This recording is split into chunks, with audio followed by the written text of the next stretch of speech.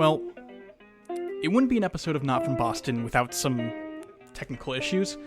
This week, for whatever reason, our recorded sound files were corrupted and unusable. The only audio we had was from the camera, which is imperfect, and we once again apologize for that. This is both of our first attempts ever at making a podcast with the show, and we are still learning, and with that comes some missteps, and we're figuring them out, and we appreciate you kind of rolling with us. That said, we still had a great episode, still had a great conversation about the Sox this week, and we hope you enjoy. What's up? Welcome back to Not From Boston. I'm Harry. I'm Bennett. I'm glad you went on it. I caught it. Yeah. And we got a busy week, and we have a third co-host. This is Fleur. She's jumping on with us today. She's got a lot to say about the White Sox series. Yeah. She's also got some stuff to say about the Tigers, too. Yeah, true. But before we get started talking about the Sox, Harry, you got new music out. I do have new music Yes. out. My first release in I don't know, 9 months. I think I released my last song in August. So my buddy Stevie and I, he's a rapper, really amazing songwriter. He hit me up last year. He's been releasing tons of music and he's been doing different projects with different singers and artists. And he hit me up to do some songs with him, and we really like this one. It's called Beggin'. It's a gospel song. It's a spiritual inspired song, but it's really pretty uplifting.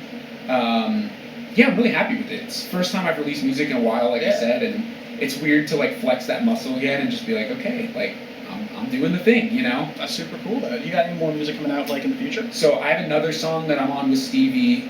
His name is Call Me Stevie Ray, R-A-Y at the end, all one word. So in 2 weeks or 3 weeks, he's putting out an EP that I'm on, that I'll be singing on, and I helped him write and produce it. So that's cool.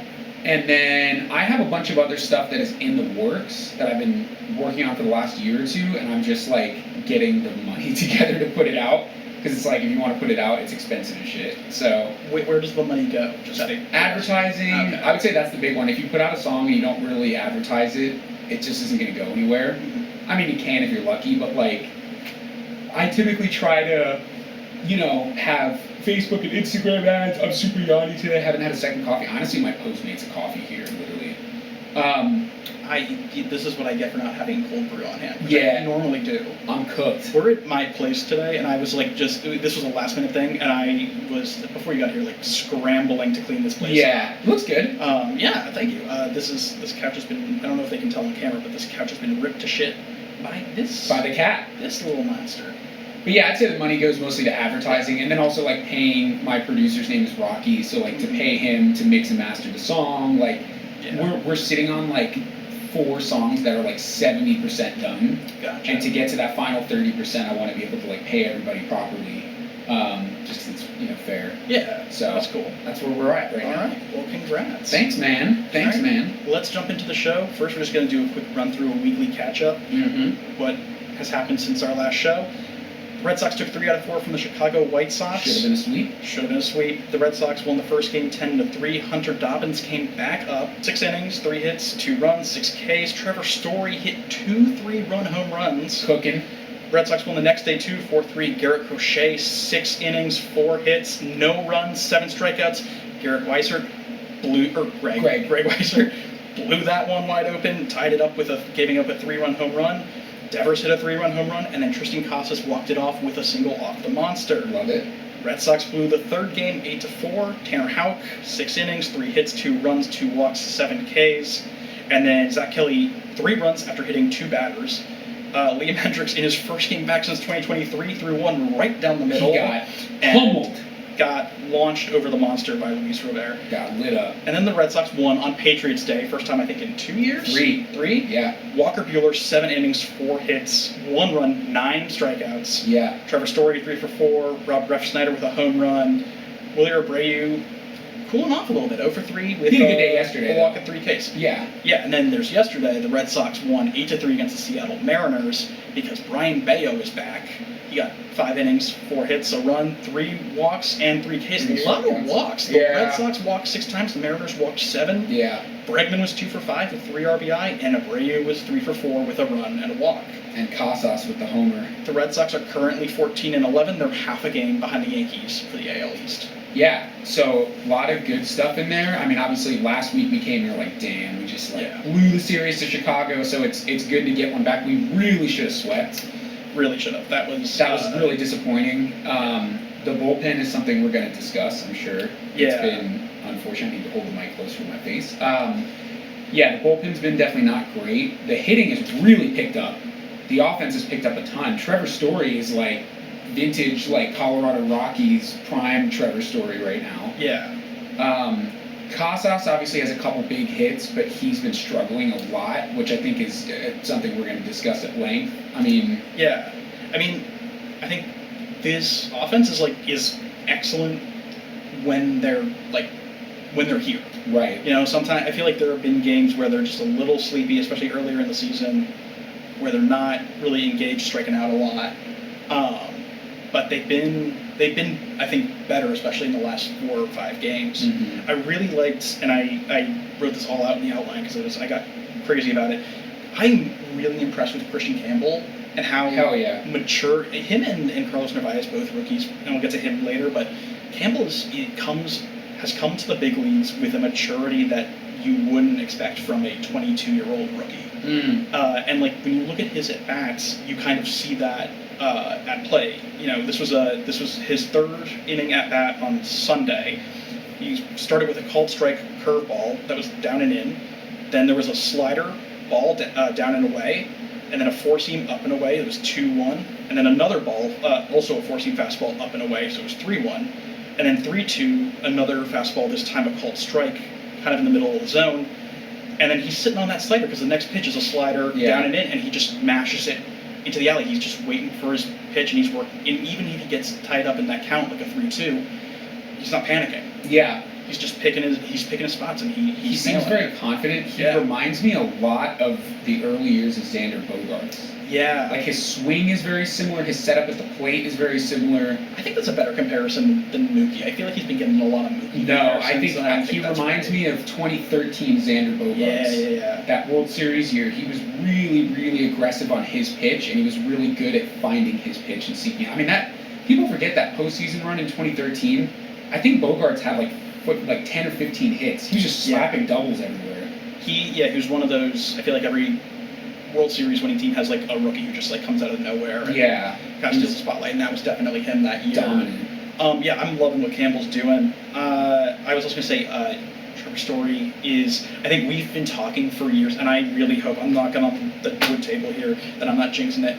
But we've been talking for years about how, this year we'll get a healthy Trevor Story, and he's going to go off, and we haven't gotten it. Yeah. And this year, so far, we're there. I mean, and oh my god. Yeah, it's exciting. It makes a huge difference. I mean, he's hitting 5th in the lineup. Yeah. The middle of the order. I was looking at the stats, and I'll pull them up right now. But I always love day to day checking the numbers. And the middle 5, Devers I think is like, because his start was so bad. Yeah. The numbers are skewed. He's still playing catch up. But he's been hitting better. I mean, there's some stuff I want to talk about with him, but he's been hitting better. So we'll include him as of, post week 2 of the season. Yeah. Devers, Abreu is Abreu. Well, who's hitting 3rd? Bregman. So Devers, Bregman, Abreu, Story, and Campbell are, again, Devers excluding the first couple weeks, are all hitting above 250 with an OPS over 800. Yeah. So, that's a crazy middle of the order. That is, no one in baseball wants to face that. With Story and with Bregman in particular, this is what we paid them for. Yeah, this is what they got the big contracts for. Is Bregman still leading the majors in hits? He was at one point. I don't know, but of course, all of this excitement of, Story's going off, Bregman's going off, has solicited some chatter in different corners of Red Sox Nation about whether or not Trevor Story will opt out after this year because it's his contract, or whether Bregman will opt out, and what's the likelihood of that? What are we going to do? Can can we just enjoy having I know. a good lineup It never for like happens. 5 fucking seconds? My God. I also don't think either of them will opt out.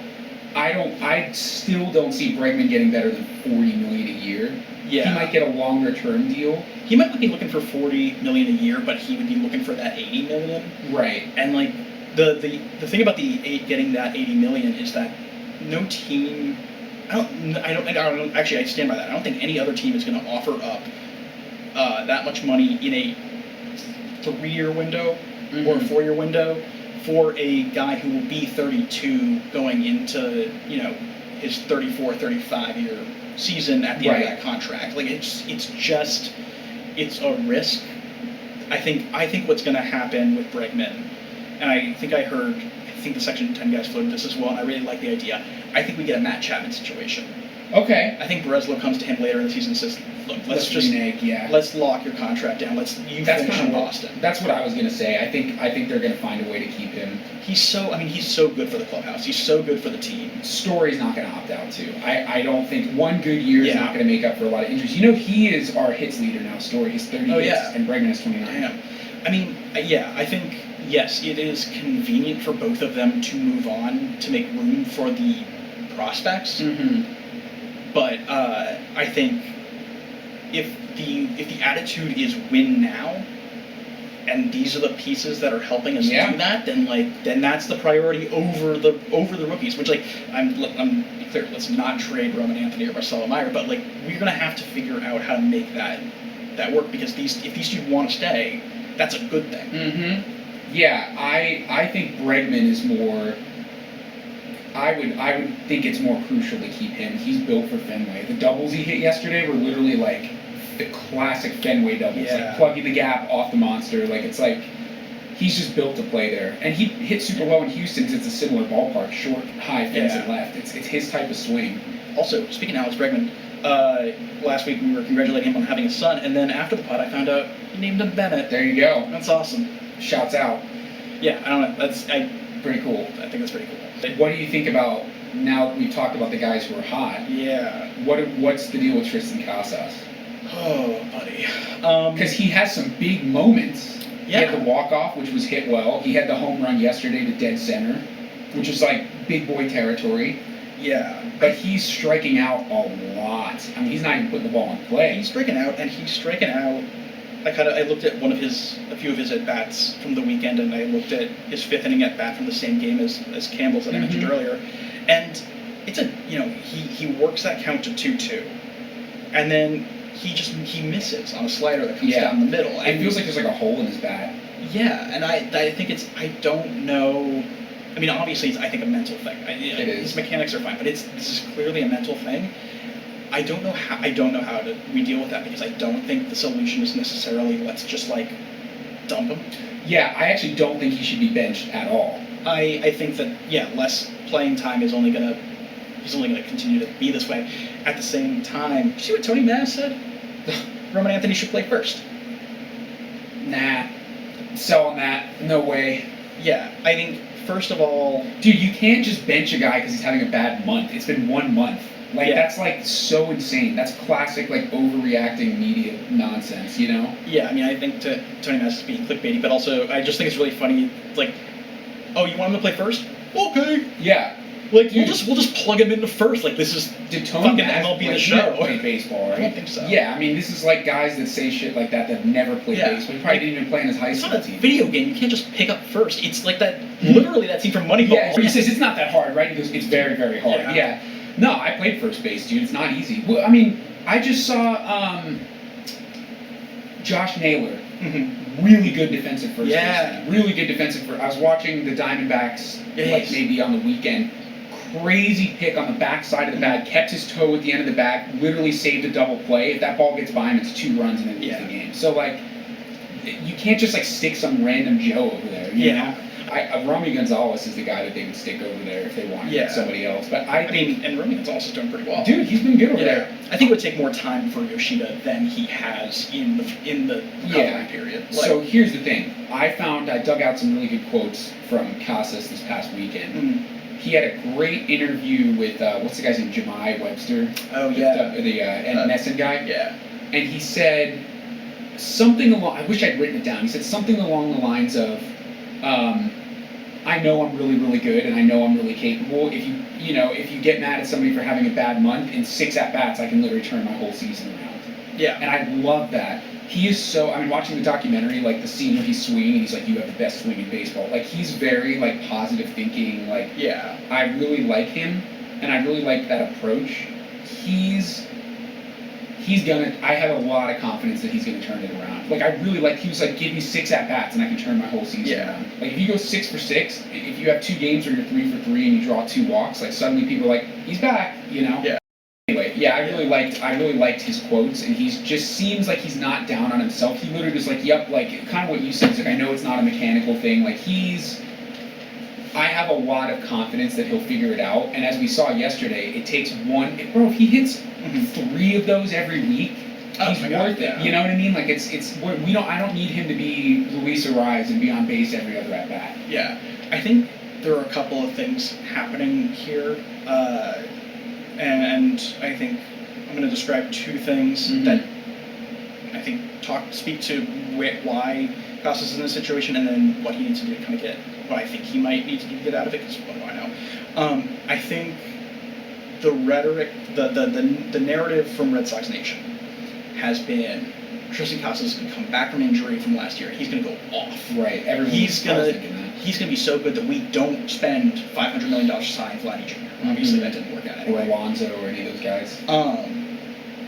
So like there is that narrative, and I think I wouldn't be surprised if he thought that for himself, which I mean also kind of that's what you would think. You got to get yourself kind of when you miss 90 games and you come back for the next season, you got to motivate yourself. I'm gonna show everybody that the last season was last season, and I'm gonna explode. And I think that is where the mental game of it kind of comes from, because that's a lot of pressure that he's putting on himself and that we put on him.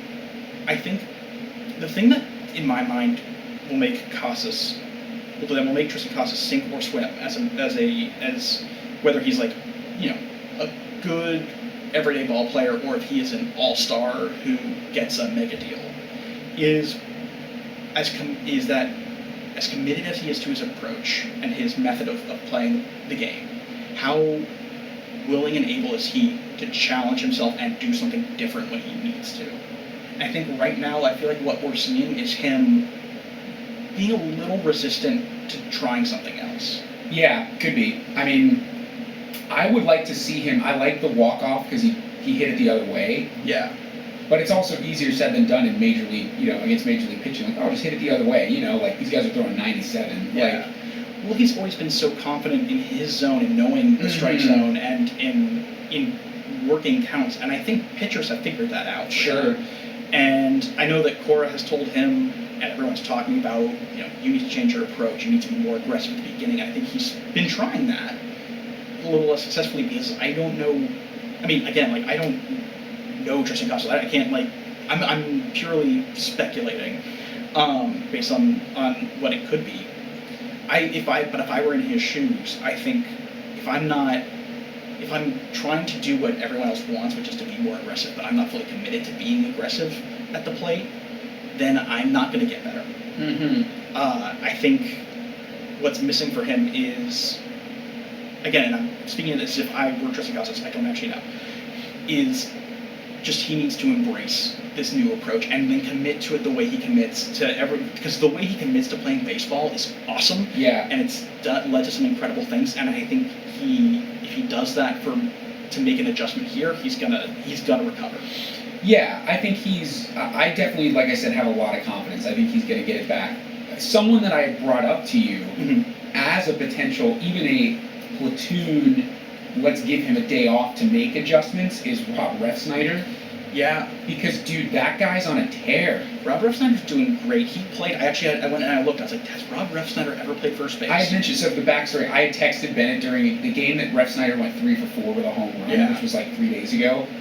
And Casas was really struggling. We were texting, what should we do about Casas? And we kind of had the same discussion over text, but I was like, give him a day off and let Refsnyder play. And Bennett's like, save that craziness for the podcast. But I've looked this up too. Yeah. He has played I first know. base at the major league level and has actually done well in those games. Yeah, he just hasn't done it since 2020. Yeah, but at least it's You not know. like, just throwing some, Yeah, he's done it. 36 games between 2016 and 2020. Yeah, I think that's a better option than, say, I mean, Romy Gonzalez, I think, is the backup first baseman. I think that's fine. I think it's better than, like, Connor Wong, who's played 14 games at first. I hate the, like, sucked at it. I hate the whole, like, catcher to first base pipeline. People are like, oh, well, Yeah. Joe Mauer was good at it, but I'm like, Why dude, is that a thing? I think it's just, like, the blocking the ball. Because you both have big mitts? Like, I don't know. I mean, for me, like, when I was learning, like, the actual art of defensive first base, Yeah. like, your goal is to get on top of the ball and stop it from getting behind you. So picking is really important, but also if it's a tough one, then you have to just, like, eat it. Yeah. Similar to catching where, like, you have to block the ball. So I think it's a similar, like, mentality of just, like, this ball cannot get behind me. Yeah. Also, I think typically you don't have to run as far. Mm-hmm. Because really the only running you have to do, like, you can obviously dive in the hole, but second base is shading over toward right field a little bit more than shortstop is into left, and also you just have to run in the bag or flip it to the pitcher. It's not like a huge rangy position. I also think typically first basemen are bigger guys. Yeah. It's a bigger target to throw to, and a lot of catchers are bigger dudes, so that's usually the pipeline. Connor Wong is like the smallest catcher I've ever seen. He's He like is very tiny. small. Yeah. Yeah. I don't think he fits that mold. Steve Pearce was sort of an unusual first baseman. He was like, he's shorter than me. Yeah. He's like 5'11". Like, he wasn't a huge guy, but he was really good defensively over there. Yeah. I think that, I mean, yeah, I can't think of like a twiggy first baseman. Unless you're tall. Yeah. Like, there were like big tall guys that were like 6'5" that played over there, but no, there's not many. I mean, I don't know. I guess that's what it is, but to me, and just to qualify the Ref Snyder thing, I'm not saying bench Casas for Ref Snyder. My point has always been to give him some time to make an adjustment, give him 2 or 3 days off and stick Ref Snyder over there or somebody else. Just give him a few days off and tell him, yo, we're giving you some time off, we're going to work you in the cages, let's get you some pinch hitting at bats. Yeah. Like, we're not benching you, you're not losing your job. I think if this were, I'll phrase it this way, if this season was a movie, Alex Cora would go in, bring Casas into his office and say, hey, you're off for a couple of days, go to the movies. Yeah, seriously, go do something else. Go do something that's not baseball and get your head out of there. Oh, he said something else that it just popped into my head. Ah, fuck, it escaped. He had a great second quote about, this is it. They asked him, because he was hitting cleanup for a while, now he's hitting 7th and 8th, Yeah. like he's kind of alternating there, like, how do you feel about hitting at the end of the lineup? And he was like, I love it. It just gives me an opportunity to see more fastballs, guys are attacking me more, and like, I get to work on stuff. That's a good point. He has a really good attitude. Like, he's not upset. But also, I think that is really smart of him. I mean, that's smart of the Sox, like, for Cora to, move him there. I had not thought about that, but yeah, he would be getting pitched very differently. Yeah. With Devers with Bregman and Story kind of sandwiching him. Yeah. That's a good point. You're just gonna see more fastballs, and like, you want to work on your swing mechanics when you're seeing like his Achilles heel is these giant sweepers that he's swinging over the top of. So I think, like, let's hold out, let's give him more time to figure it out. If it gets to like mid-June and he's still hitting a $145, then we have to have a different conversation, because at a certain point it is about the team. But like, I hate, they do it in soccer too, like, oh, they crucify guys for having like a few bad games, and it's like, dude, it's just a little low patch, it's fine. Yeah. Real quick, before we move on to pitching, I want to ask a non-baseball question. Sure. I was totally caught off guard yesterday when I found out that Andor is back for season 2. I saw a billboard for that out of nowhere in Hollywood Boulevard. Now. I've watched like the Is it good? first 2 episodes. Yeah, I liked Andor the first season. It's so funny how much better Andor is than any other other Star Wars has done in years. It's like, actually, I don't know, the shots have depth to them. They're not all, on the volume or whatever, and it's pretty, like, for Star Wars, it's like pretty adult. Like, it's kind of dark, and Yeah. I think in the present moment is a little more real than I would like Star Wars to be. Right. But still, Fair enough. Very good show. Also, you and Natasha should go see Sinners. Oh, dude, everybody said it's really good. Incredible. I heard that's like the best picture already for next year. Everybody said it's so good. Loved it. I don't do horror movies well at all. I'm a big Michael B. Jordan guy, and I love Ryan Coogler. There are two Michael B. Jordans in this movie. There you go. Yeah, it was great. The more I think about it, the more I love it. I got to go back and see it now that I'm done being scared. I'll probably look the plot up before so I know what to expect. But and the music is just incredible. That's what I've been told. It's really good. I mean, every Ryan Coogler film has good music in it. I mean, Ludwig Göransson cooks. Yeah, he's amazing. He's fantastic. And getting into the music of the Mississippi Delta in the 30s. Super cool. So well done. Did you ever watch Lovecraft Country? Have you ever seen that? No, but I heard it was great. Really good. It's Jonathan Majors. Yeah. I don't love him, but I do. He's kind of like heard that show's good. He's like back now. I don't really know anything about that. I just remember all of a sudden it's like, uh-oh. But it's really good, and that also pays homage to like that era and that music. So I'll check it out though. I'll have to see Sinners. I genuinely think Ryan Coogler might be. He's the GOAT. One of the GOATs. Yeah, he's super good. He hasn't missed yet. Dude, I'll tell you this real quick too. So speaking of Stevie, the guy I released the song with, he was telling me the story. We were shooting a music video for the song. Like music video air quotes meaning content. But we were making a bunch of videos out and about, and he was telling me in the car, his buddy worked with Kendrick, and his friend said that apparently for Black Panther, that album that Kendrick made, which is like an incredible album for the movie, he was hired to make one song. Yeah. Coogler was talking about this in an interview. He was hired to make like one song, and he like 10 days later, he's like, here you go, here's like 15 songs. I love that. And it's like one of the best, like that should be a Grammy Award winning album. I think that's so cool. Awesome. To inspire, like of all other artists like Kendrick Lamar, like to inspire him to make an album, because that's not easy to do. Dude, and the features he has on there are crazy. They're amazing. Like it's not like he just like sat in his bedroom and recorded over some beats. That's like a whole ass fucking project. Yeah. So he also Coogler put out this 10-minute video where he explains the different film formats that they shot. Because they shot Sinners both in IMAX 70mm and then in like Ultra Panavision 65mm. Yeah. And he explains from 16mm to IMAX the differences of film format, what they're good for, and it's just a 10-minute video. They just put out with Kodak for just. Why the hell not? Why not? And super cool. It's so cool. I love him so much. He's amazing. Yeah. Go see Sinners, guys. On the baseball front, before we switch to pitching, one more very quick. We're trying to keep these episodes short. One more quick discussion: the catching situation. Yeah. I think Narvaez has the spot locked. I agree. Dude, he's really good. He's impressing me a lot. He's fantastic. Again, kind of what I said with Campbell. I see just a maturity in him that I had to be reminded that he was a rookie. That he, I think, instills, and I think the important thing about catching, which by the way, I really loved how the clubhouse kind of spoke to this as well. The pitch calling between the relationship between catcher and pitcher. Being the catcher, like not only are you generally calling for whatever pitch to come next, but how a pitcher does is connected to how confident the catcher makes the guy on the mound feel, and I just can see the confidence from these guys on the mound when Narvaez is. Not that I haven't seen it with Wong, it's just that it wasn't like a net negative that they weren't confident. It's just that they seem very comfortable with Narvaez behind the dish. Yeah, and he's got that quick back pick to first base, which I really like. He's not afraid to let go of the ball. And his hitting is great. Yeah, and again, like with a catcher, I don't need him. Like Connor Wong has a decent bat. I don't need my catcher to mash. Connor Wong is a guy who could, like, if they give Devers an off day, just like DH. You know what I mean? Like he's got a good bat, but I mean we might be looking at a trade piece. Yeah, and I kind of because Sable is not a great backup. His throws are not great, but no, I don't like Sable catching. Yeah, I don't think Wong would want to be backup catcher again. But I mean I think in terms of skill set, Narvaez is much better about also, trying to catch runners, and he's much better at just the mechanics of catching, like framing the things that Wong is just look at the numbers, he's just not good at. Yeah. I definitely, I would support Narvaez over Wong, and kind of thinking about it now, I remember at the time, they made the trade for Crochet with the White Sox, and we sent over Kyle Teal, who was one of our big three, yeah.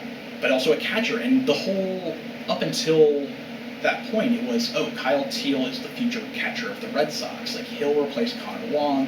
And then when he got traded over there, it was kind of, I think everyone kind of went, huh? Because, okay, well, now that Teal's gone, what is the future of the Red Sox catching position? Because he can't be Wong for, like, ever. Right. And it's funny that the next day, or maybe even the same day, the Garrett Crochet trade was immediately followed up by a trade with the Yankees for Carlos Narvaez for Elmer Rodriguez Cruz, I think is his name. A pitcher who's in the minor league system now. There was a trade for Narvaez. It flew under the radar, and I kind of remember looking at this guy and I thinking to myself, oh, okay, so he's a pretty good defensive catcher, not a great hitter, hasn't really played in the majors. Weird trade, but okay. Craig Breslow, I see you cooking. That was smart, buddy. I was talking to my dad about the documentary, and he was like, shout out Dad, he's definitely listening to this. He was saying that he really likes Craig Breslow a lot. Like, it shows him as such a good, like, he's really good at his job. You know what I mean? Like, he really gives a shit about this, and like, he's very thorough. I don't know. I'm very impressed with him. I think the problems of the Red Sox organization aren't really ones that I would lay on. I mean, their communication, and I don't think that's him. Like, I wouldn't lay that out on his feet. I'd lay that more at Sam Kennedy's feet. But I think in terms of, long term, I think Craig Breslow knows ball. The fact that he completely rebuilt our pitching program in a year is outstanding. I think we should get Chaim Bloom to play first base. He's with the Cardinals. It's all right. We'll get him back.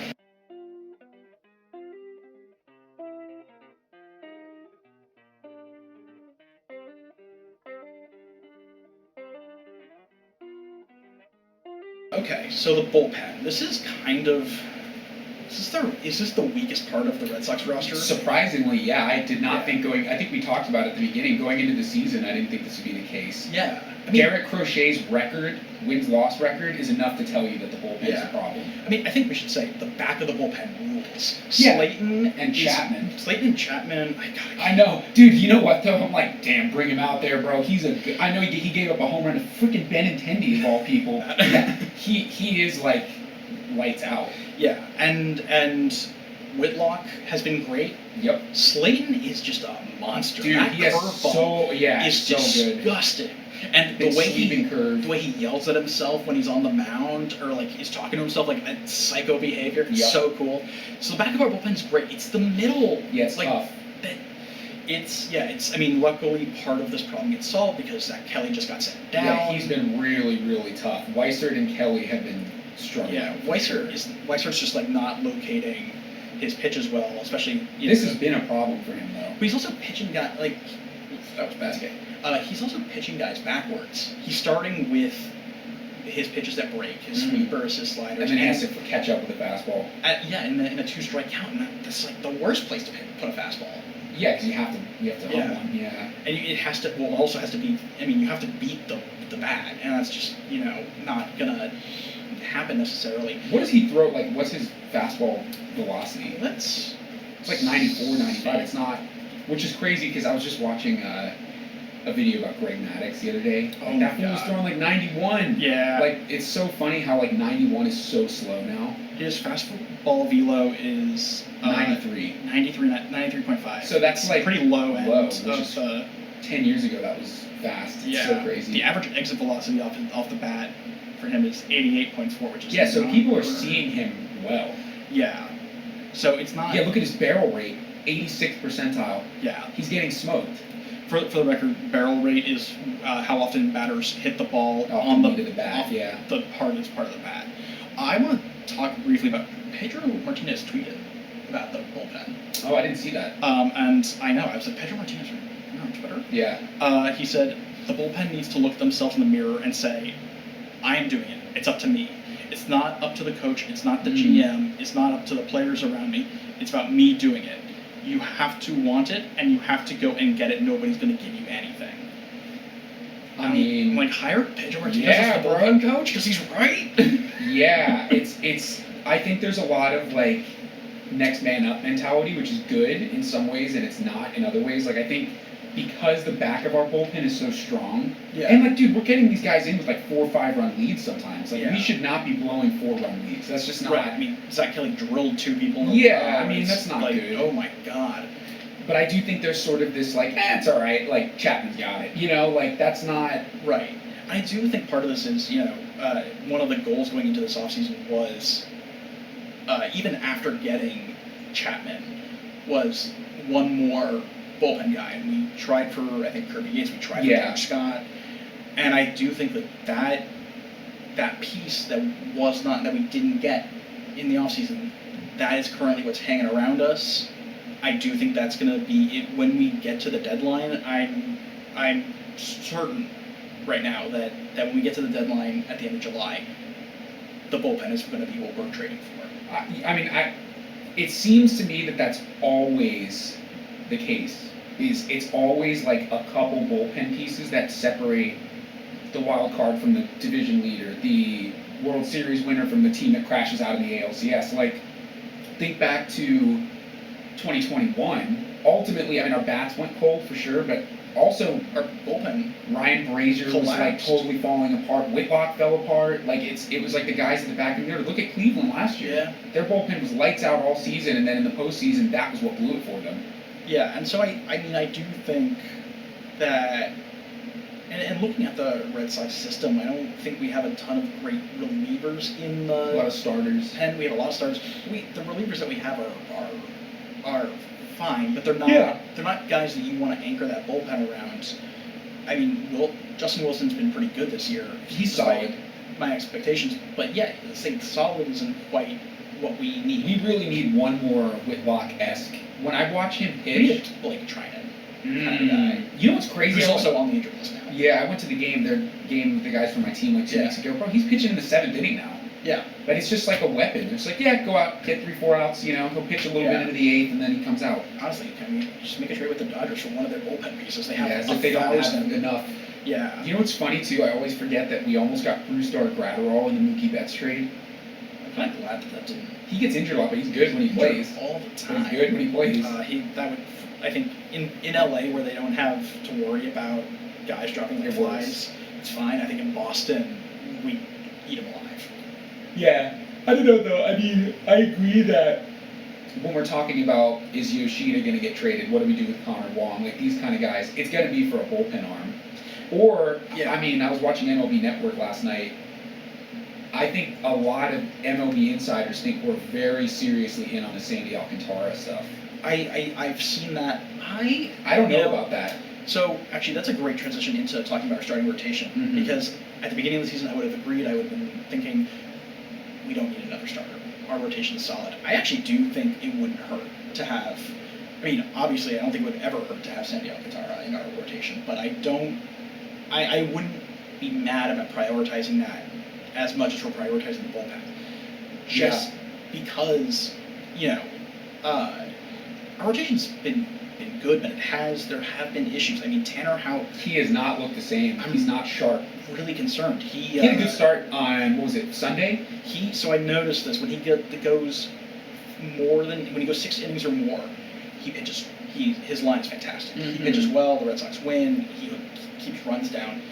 If he gets jumped on early, he's not going to recover. Yeah. I think, his splitter and his sinker aren't really locating well, but he's giving up a lot of runs. Yeah, his slider is the only pitch that's actually really effective. His fastball velocity's down. Yeah, he's not throwing his sinker very much. Yeah, and obviously I think he's earned his spot on the big league roster. I don't think optioning him is. Oh no, he's staying up. I don't think moving him back to the bullpen is either, because that was a whole part of why he got hurt a lot. Yeah. Like Whitlock. But I do think moving him to the back of the rotation, Buehler being the number 2. Yeah, and when Fitz comes back, we have more people that can slide around, So, Fitz is coming back soon. Giolito will be back in 2 weeks. He's starting his rehab assignment shortly.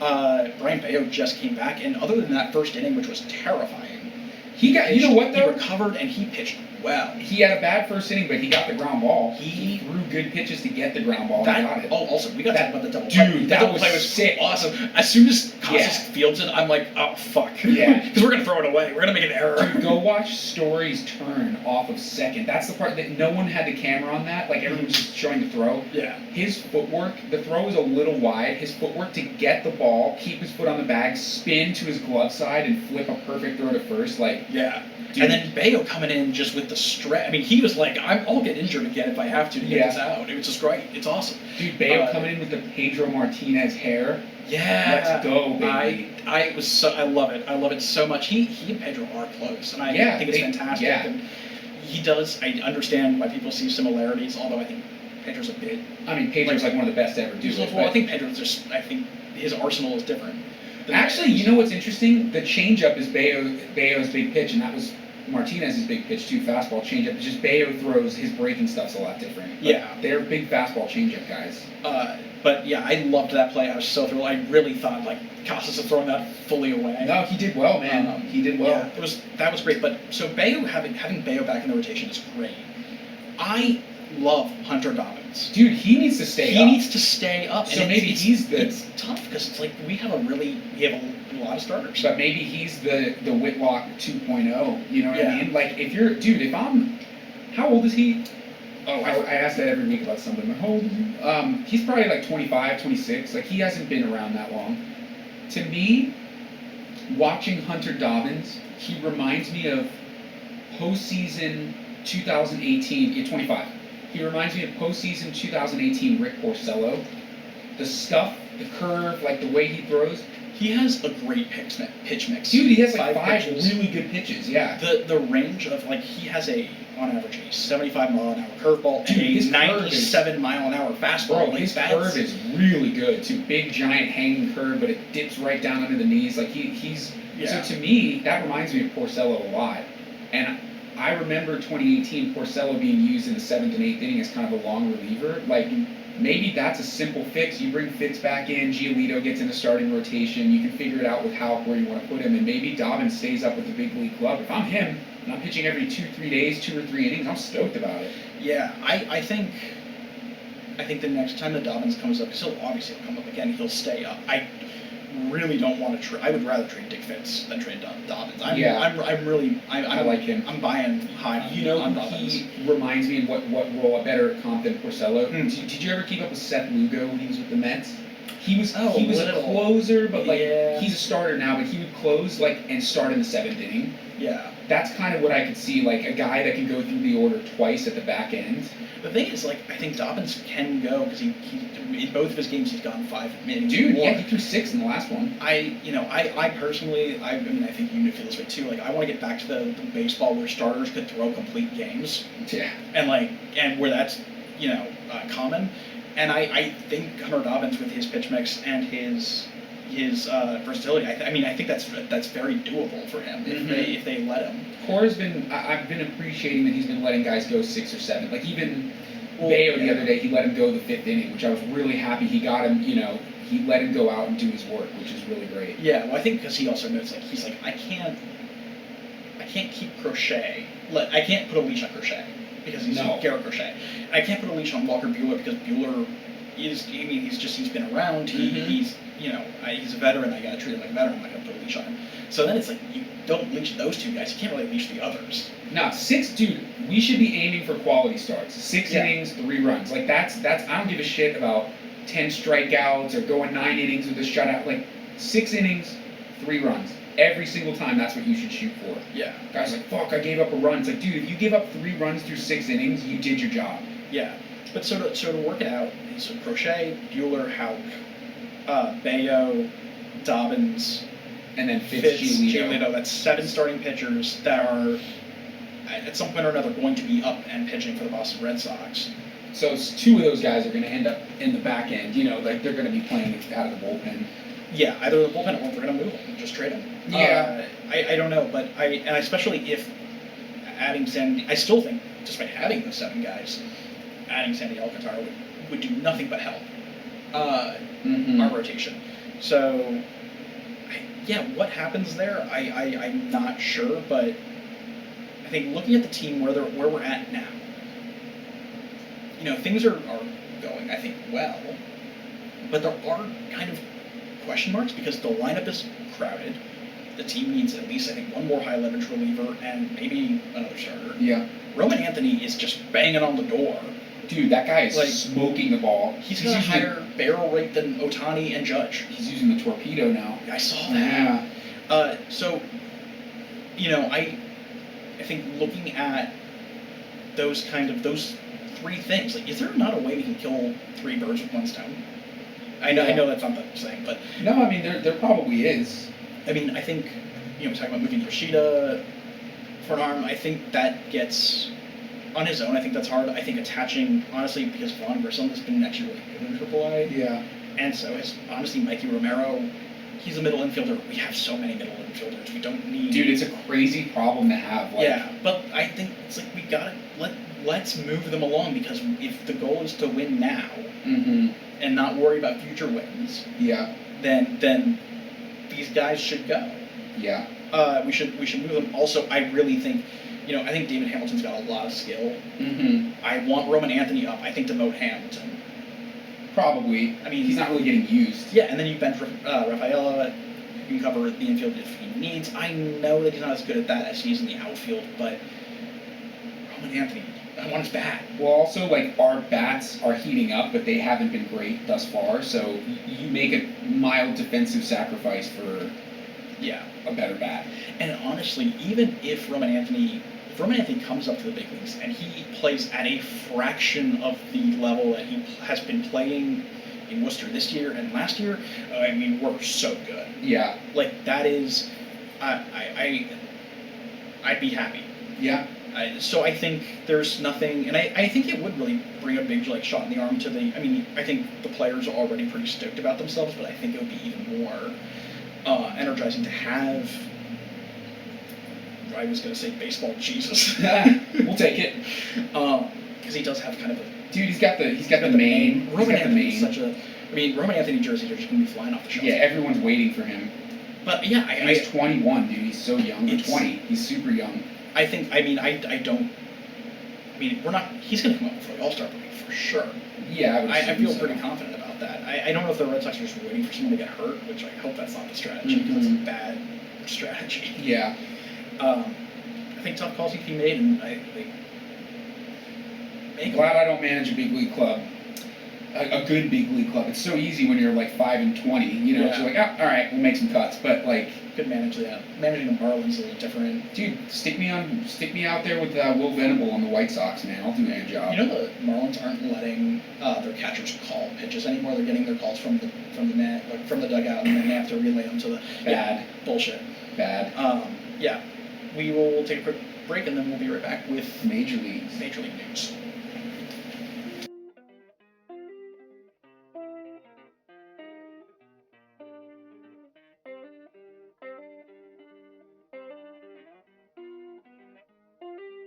Bro, he's on fire. I know. It's crazy that Judge was talking, was talking about how he's getting pitched different when he was hitting ahead of Judge. He's been heating up now, though. Yeah. Okay, so welcome back. Major League News. Just a quick rundown. Things are heating up in the AL Central. The Guardians and the Tigers. I think actually I wrote this outline. I think the Tigers are currently, they lost yesterday, so I think they're ahead in the wild card by half a game over the Guardians. Okay. And then the NL East is kind of full of surprises because I know the Mets were going to be good, but I didn't. Braves. They're going to be 18-7. The Braves are as bad as the Nats. Yeah. What do we think about that? I actually think the Nats are kind of good. I think that the Nats, going into the season, I knew that people would forget about them, and I knew they would be better than they are sneaky good. Bro, their pitching is fucking great. Mackenzie Gore is... Dude, what's good with that guy? It's probably a little early, but Cy Young votes at least. Yeah, no, he looks great. Filthy. And, you can tell that the Nats are kind of, I think, toward the tail end of their rebuild. I would say... Yeah, I think so. Probably, I think they're where we were in 23, maybe where we were last year. Yeah. A year or two away from being contenders, and I think when they're contending, I think they're going to be really filthy. But the Braves, I don't know. I mean, Strider just went down with another injury. Yeah. I'm surprised. Yeah, I am surprised. They're 10-14, right? Mm. So I can't say I'm that surprised because that division is just so competitive that like 10-14 is still early. Like we said last time, it's still early. If they were like White Sox level, I'd be like, oh shit. But that extra 4 or 5 wins they have on them makes a difference. Yeah. But they had 2 marquee guys injured, and I think if you look at the teams that they've played, they started the season with like a crazy run of games. They had San Diego, Los Angeles, yeah. So it's still too early to count them out, in my opinion. But I think that people pick them to win the division. I don't think that's gonna happen. I think I'm a little colder than you are. I think I mean for one thing, I think the teams that they failed to beat thus far, like the Padres and the Dodgers, are teams that they're going to have to be able to beat to make the playoffs. No, I think that they've proven they're not looking at it. To me, it doesn't look like they're a World Series team right now. But I think I think that the Braves could turn it around to a degree. I don't think they turn it around enough in this National League. That's what I'm saying. Yeah, it's just there's no room. Like their division alone is tough. Go let look alone at the NL itself. Go look at the NL West. Like 4 out of the 5 teams that play over there could make the playoffs. Yeah, I mean the fact that we're even considering that like the Diamondbacks or I can't speak. The Giants, the Diamondbacks or the Giants, like are gonna get one of them is not gonna make the playoffs. Yeah. That's crazy. The Cubs and the Brewers in the Central. Cubs, by the way, are incredible. Yeah, they're on fire. Did you see that game last night? Oh my god. Crazy. I almost texted because I'm friends with Melissa, who does talk Dodgers to me, and their producer Adam is a Cubs fan, and they have like this fun rivalry on the show. I almost texted her just to be like, I think what happened? Yeah, the baseball gods are like, you can have a Dodger show, but Adam gets to be happy when the Cubs play. The game I went to last week was the Cubs, and I saw Pete Crow Armstrong hit 2 dingers. Yeah. It's crazy. So I mean, I love the Cubbies just because I honestly aesthetic. Yeah. I love their unis. I love the. You know what I don't like though? Wrigley. I gotta say, they need to keep Kyle Tucker. No, they absolutely need to. Do the right thing. I think the Cubs, as an organization, they're where we were last year. And so I think a little better, but yeah. A little better. I mean, actually, yeah, a lot better. But similarly, I think they understand that the window is open. It's time to spend money and it's time to make moves. I think they know that it would be too stupid for them to not re-sign Kyle Tucker. I would think so. Because then also that trade for Kyle Tucker is you traded Isaac Paredes and I forget who else for 1 year of Kyle Tucker. Mm-hmm. It's a bad trade. And Ryan Presley. But you know what's, Kyle Tucker is he's not going to be in the Hall of Fame, but like he's going to be one of those guys that's like the top tier of the Hall of Very Good. You know what I mean? Yeah. Like a better than, but similar to a Kenny Lofton. A guy who plays like 15, 16 years, is always a consistent hitter, hits a good amount of home runs, gets on base a lot. You can't let that go. Yeah. And the Cubs fans deserve. Dude, get a jersey seller. Get a fucking guy who sells a lot of jerseys. Like, get your Kyle Tucker jersey, man. When they were, the Cubs when they were winning the World Series, they had like 4 guys. They had freaking Schwarber, Rizzo, Bryant, Baez at his best. Yeah, Addison Russell before he hit a woman. He was horrible. I mean, it was like just annoying. Jason Hayward, Dexter Fowler. Yeah, they had guys like John Lester. Did you already say we said Hayward? Yeah, Hayward's still in the league. Yeah, dude, you know what I was thinking about on the Cubs the other day? Because I was watching, this is so fucking nerdy of me, I was watching old episodes of Baseball Tonight. Nice. Which I missed that show. Yeah. ESPN. Yeah. Shit about baseball. But Carlos Zambrano. I miss that guy. Bro, he's a slugger. That guy was, he was filthy and he was angry. Yeah, man. Him and Lou Piniella was a fun tandem. Fun era. Those Cubs teams, like Derek Lee and Aramis Ramirez, like those teams were good, you know. Yeah. But I don't know. The Braves, just to close the loop on that, I don't know what's going on, but it sucks that Strider's hurt again. Yeah. Strider's legs look like tree trunks. Do you see that picture that's going viral? Like his legs are gigantic. He must be squatting like 550 or more. It's crazy. And so that's why his hamstring was I don't know. Maybe lay off the weights, brother. I'll have to take a look after this, but yeah, I mean, I think between the Phillies and the Mets, the Cubs and the Brewers, and the whole NL West, 4 teams in the NL West, like that's Rockies, that's already 8 teams vying for 6 spots. I just don't think the Braves, unless they do something miraculous, I don't think that they get in. Probably not. I mean, again, the fact that we're talking about the Giants or the Diamondbacks as a team that does not make the postseason is insane. Like, those teams look like they could win the World Series right now, you know? Right. While we're on the subject of the Braves, you want to talk about this whole, like, Ronald Acuna Jr.? Yeah, I was going to ask you what you think about all that. Snicker, do you want to fill everyone in? Like, that's kind of a big topic. So, earlier in the week, I guess over the weekend, I forget which day, but during a Braves game, Jared Kelenic hit a ball that he thought was going to be a home run, and so he didn't really run it out, and he got thrown out at second base. Yeah. Didn't hustle after the ball, and then he, still stayed in the game, but Ronald Acuna Jr., who is out currently with an injury, tweeted, "If that were me, they would have pulled me from the game." Which is true, because that has happened. It did happen. In 2019, Acuna did not hustle out a ball that he thought was gone that wasn't. Yes. And Brian Snicker, the manager, sat him. He did that with Ozuna as well, and I think one other guy. Ozuna from the Braves, man. And I think with one other guy. But when asked about Kelenic after the game, Snicker was like, "Why would I?" He kind of in a weird way played dumb, but was just said, "I didn't feel the need to do that." So I think this has raised, less controversy than I expected, which I think is good, because I think for a second there, I was really worried the tempers were going to flare. I thought this was going to be I thought initially looking at the story that we were going to have a lot of heavy conversations about, honestly, race, and I do think that's probably part of it. Mm-hmm. Kelenic and Snicker are white, but Acuna Jr. and Ozuna are not. Yeah. But I think ultimately this is a story that it seems to be mostly about, just, I guess being treated fairly, about the unwritten rules of baseball, right. How you get treated for hustling out a ball or not, whether or not there's a double standard.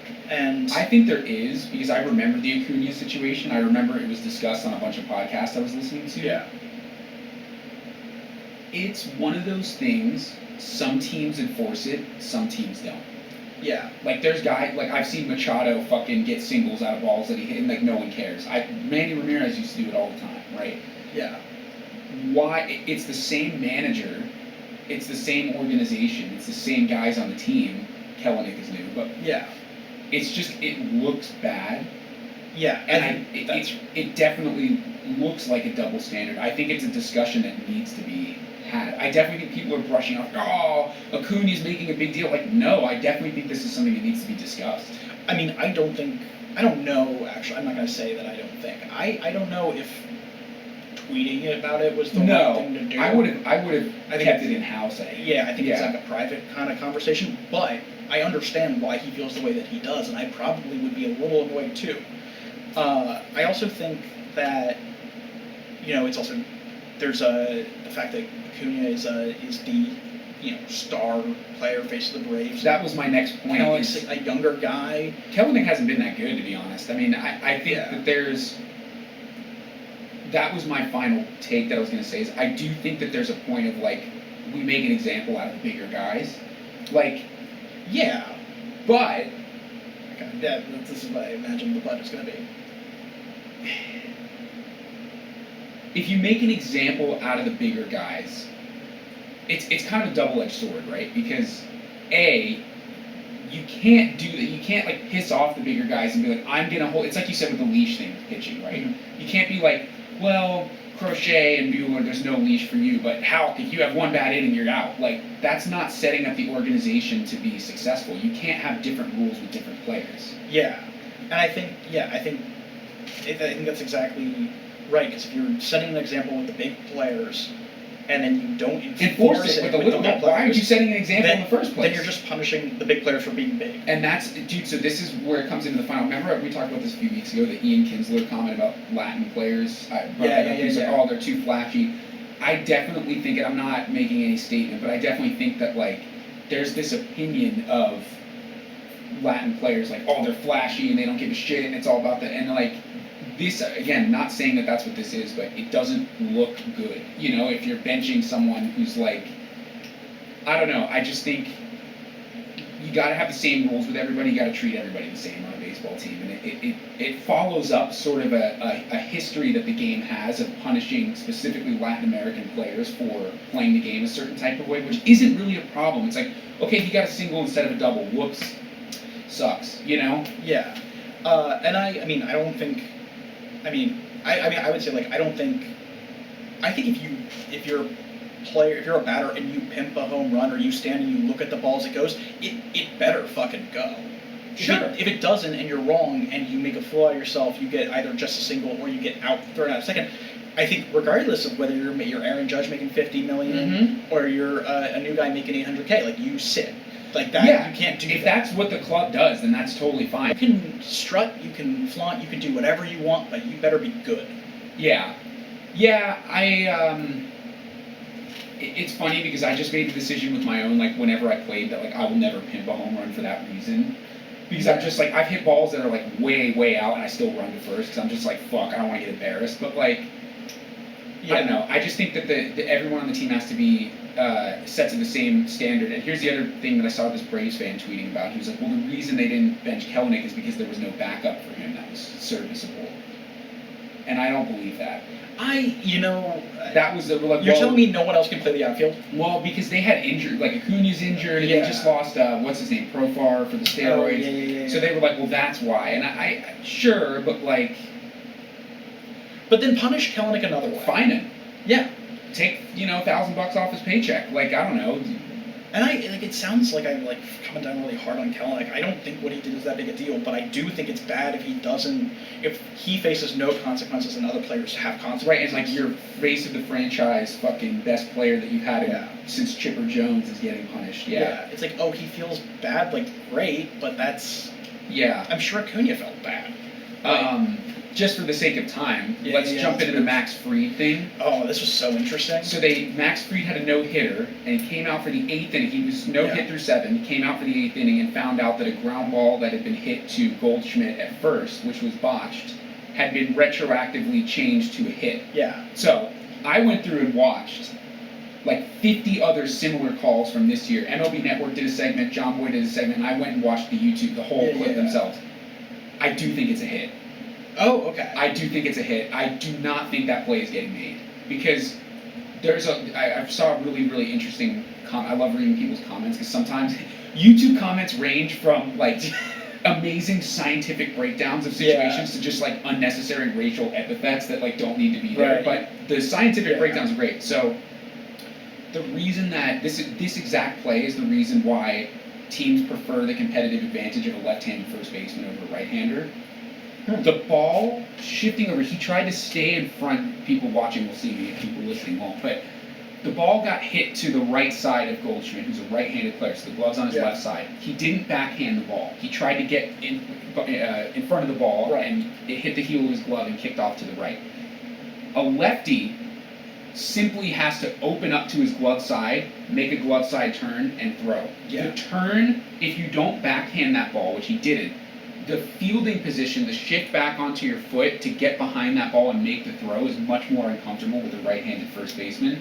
I don't think he's making that play. Also, I mean, I forget who the batter was, but he was fast. He was burning. It was I can't remember. Was it Matt Ming? I don't know, but he was burning down the lineup. Yeah. I think it's hard because it's like a no-hitter. You're like, are you really going to end the game on that? But the rule is you can't pad the stats. You do have to make an honest assessment of the play. And to be honest, if that happened to the Red Sox, I would look at it objectively, albeit a week later.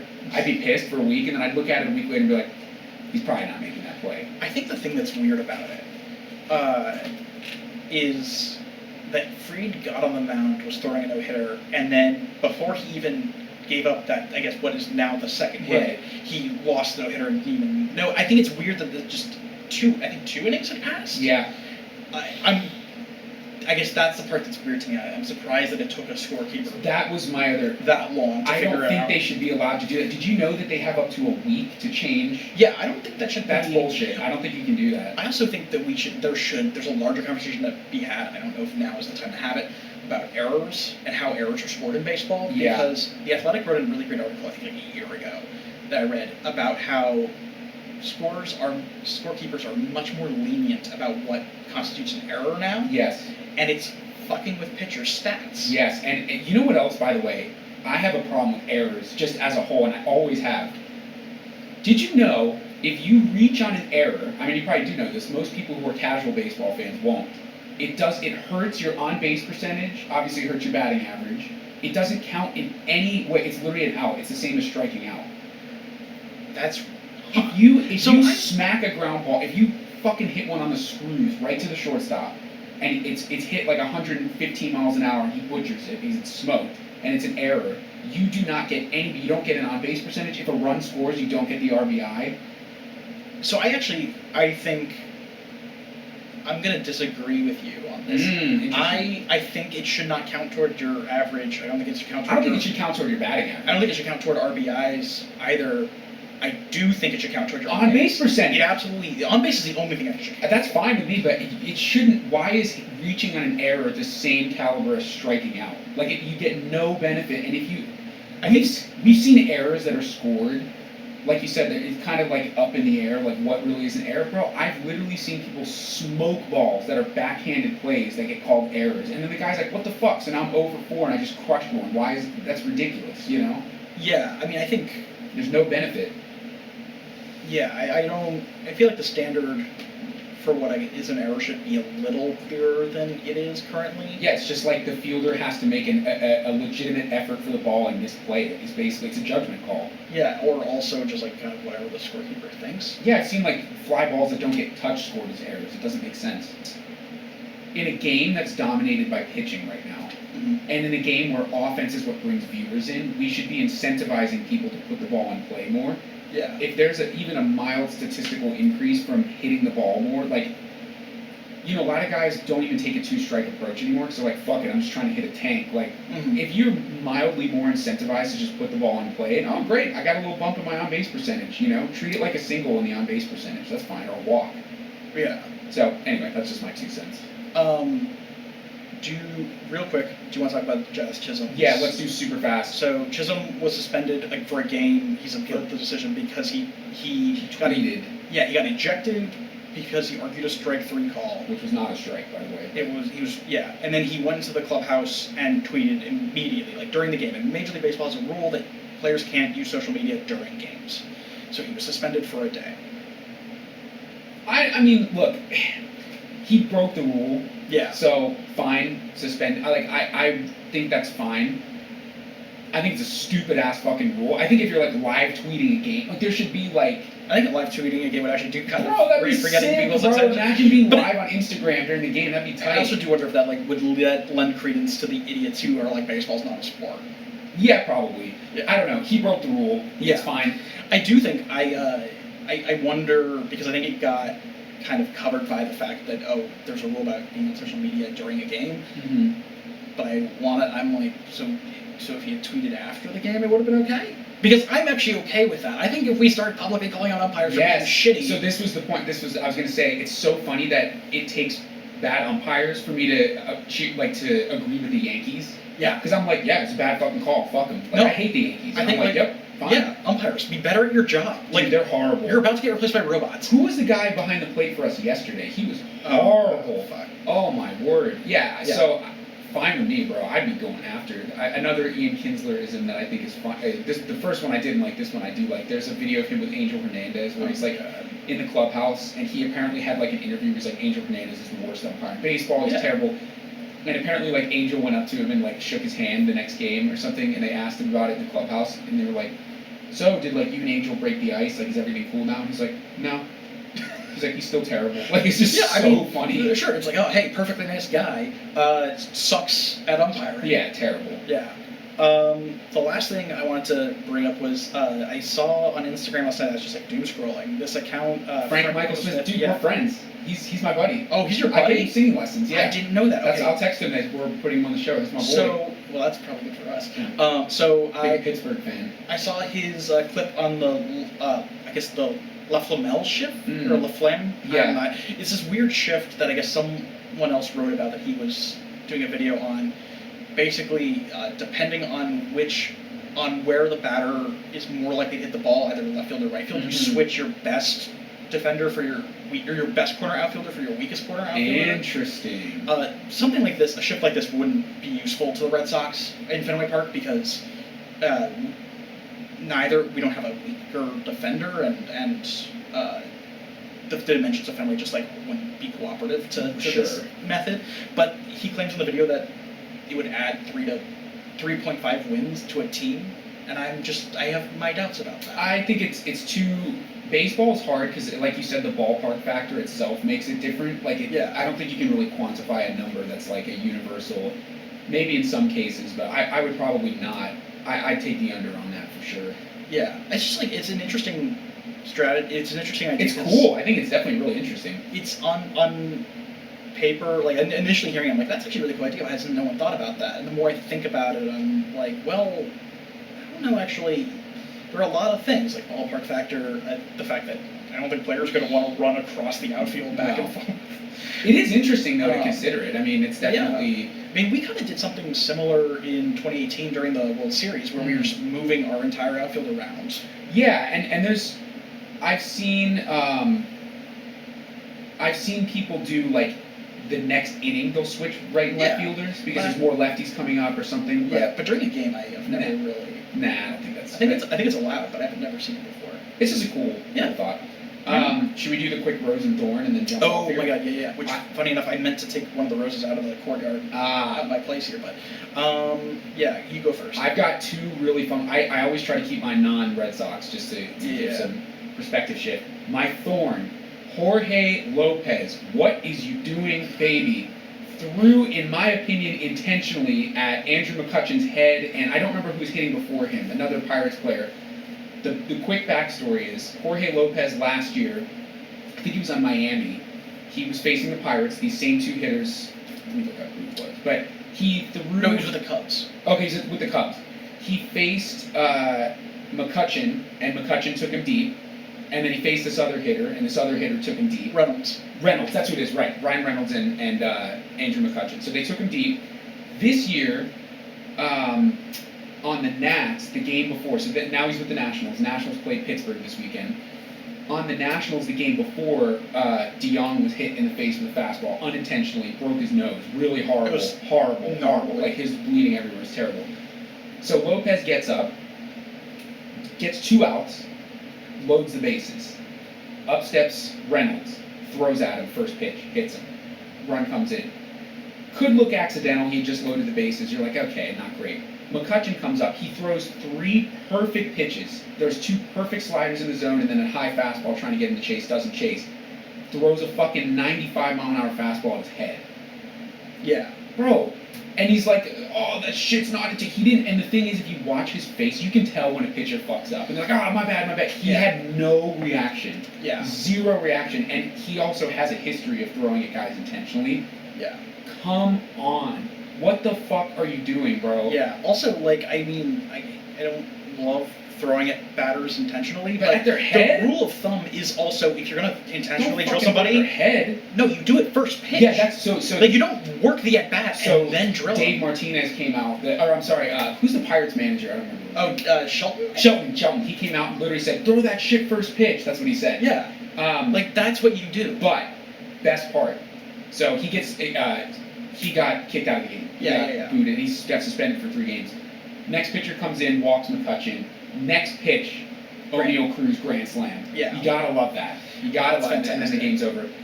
So, Jorge Lopez, clean it up, bro. Don't do that shit.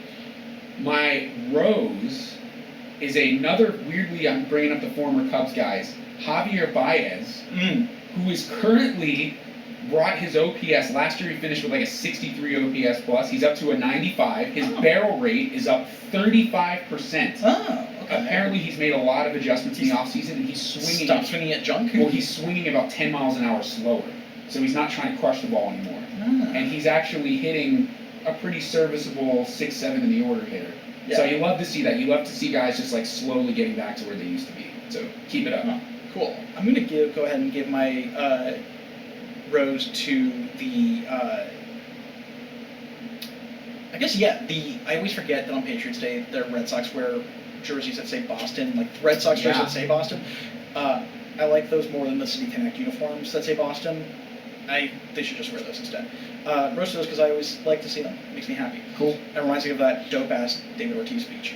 So fucking Thorn, Steinbrenner Field. Again, this is the second time I'm getting you a Thorn. Huge bummer. Why are your foul ball signs so short? It's such a huge bummer. Aaron Judge, granted, Aaron Judge is like going to hit 50 more home runs, so he's probably like, yeah, you can have that one.